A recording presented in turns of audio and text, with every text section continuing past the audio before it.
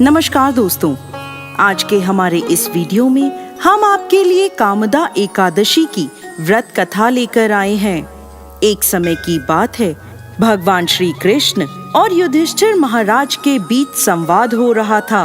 युधिष्ठिर महाराज ने भगवान श्री कृष्ण से कहा, हे केशव, मेरा प्रणाम स्वीकार करें और कृपा आप मुझे चैत्र मास के शुक्ल पक्ष में आने वाली एकादशी के विषय में बताएं। युधिष्ठिर महाराज की बात सुनकर भगवान श्री कृष्ण ने उत्तर दिया, प्रिय युधिष्ठिर महाराज, चैत्र मास के शुक्ल पक्ष में आने वाली इस एकादशी को कामदा एकादशी कहते हैं। इस व्रत का पालन करने से समस्त पाप नष्ट हो जाते हैं और व्रत का पालन करने वालों को पुत्र रत्न की प्राप्ति होती है।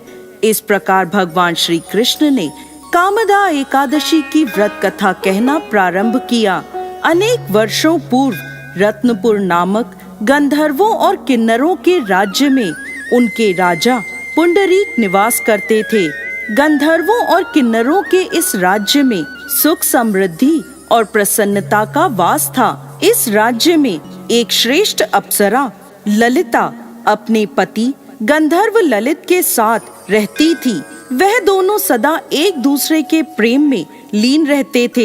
एक दिन ललित राजा पुंडरीक की सभा में नृत्य और गायन प्रस्तुत कर रहा था, परंतु उसके साथ उसकी प्रिय पत्नी ललिता नहीं थी। नाचते और गाते समय उसे ललिता की याद आ गई और उसके पैरों की गति धीमी हो गई। उसकी जीभ लड़खड़ाने लगी।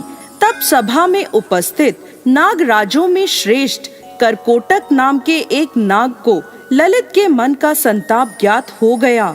उसने राजा पुंडरीक को ललित के पैरों की गति रुकने एवं गायन में गलती होने की बात बता दी।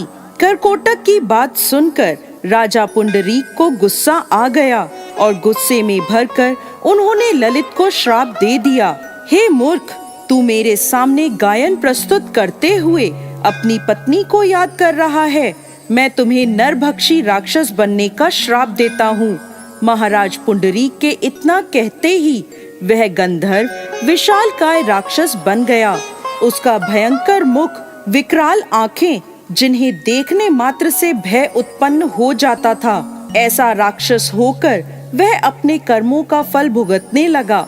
जब उसकी प्यारी पत्नी ललिता को इस बात का पता चला तो वो बहुत दुखी हुई। ललिता अपने पति के विकराल आकृति देखकर मन ही मन सोचने लगी, क्या करूं, कहां जाऊं? मेरा पति बहुत कष्ट भुगत रहा है। वह रोती हुई जंगलों में अपने पति के पीछे पीछे घूमने लगी। जंगलों में घूमते घूमते उसे एक सुंदर आश्रम दिखाई दिया, जहां एक शांत मुनि बैठे हुए थे। ललिता शीघ्र उनके पास गई और मुनि को प्रणाम करके उनके सामने खड़ी हो गई। उस दुखी नारी को देखकर मुनि बोले, तुम कौन हो और यहाँ कैसे आई हो? ललिता ने कहा, हे महामुनि, मेरा नाम ललिता है। मेरे स्वामी अपने पाप दोषों के कारण राक्षस बनकर घने जंगल में भटक रहे हैं। उनकी यह अवस्था मुझसे देखी नहीं जाती। आप मुझे कोई ऐसा उपाय बताएं जिसके प्रभाव से मेरे पति को राक्षस योनि से छुटकारा मिल जाए। मुनिवर बोले, हे पुत्री, इस समय चैत्र मास के शुक्ल पक्ष की कामदा नामक एकादशी है, जो सभी पापों को हरने वाली है और अति उत्तम है। तुम कामदा एकादशी का विधि पूर्वक व्रत करो और व्रत का पुण्य अपने स्वामी को प्रदान करो। पुण्य देने पर क्षण भर में ही उसके सारे दोष दूर हो जाएंगे। मुनि के यह वचन सुनकर ललिता ने कामदा एकादशी का विधिवत व्रत और पूजन किया।